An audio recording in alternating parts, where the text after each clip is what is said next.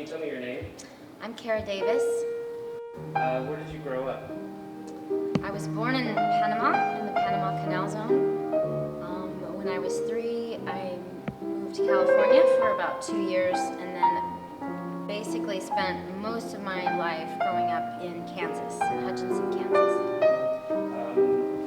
When did you start dancing? I started dancing probably when I was 7 or 8 in Bonnie Neville's school, which was a neighbor who had a little dance school in her basement. And we didn't really learn how to dance, we just learned dances.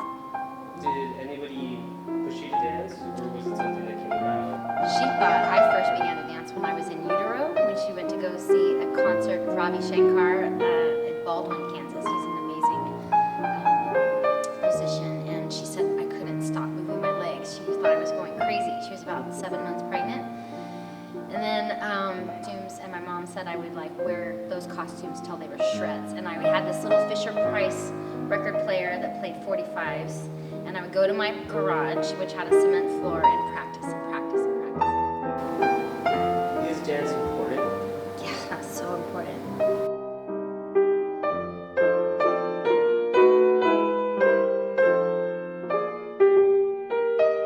Looking back as an adult, you're like, wow, this passion or this love for this thing started so early on, and just be able to reflect and look back.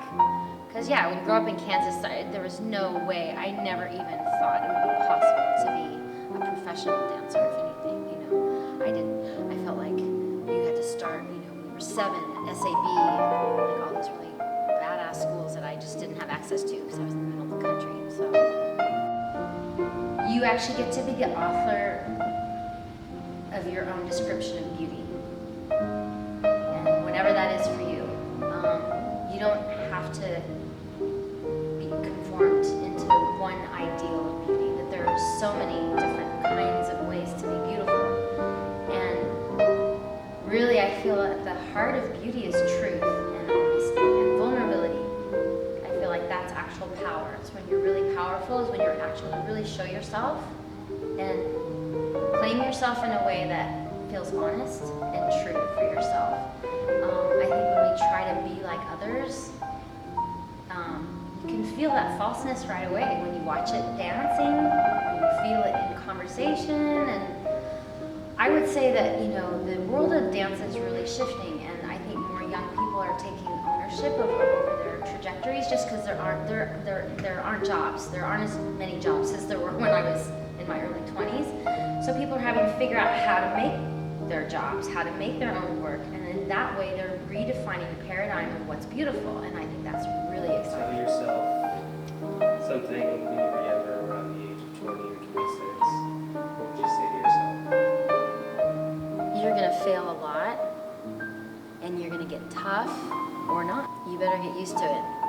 You better get used to being told no a lot, and you better, if you really want this, you're gonna have to fight. You can't get around it. Everyone has to fight. Even the best have to fight. You better get used to it. You better get used to being told no a lot, and you better, if you really want this, you're gonna have to fight.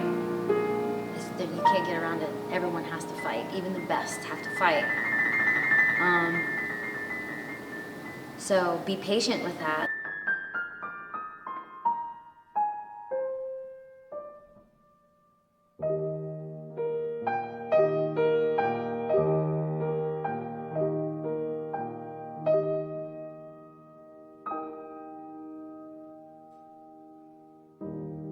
Kara Davis, IAMDANCE.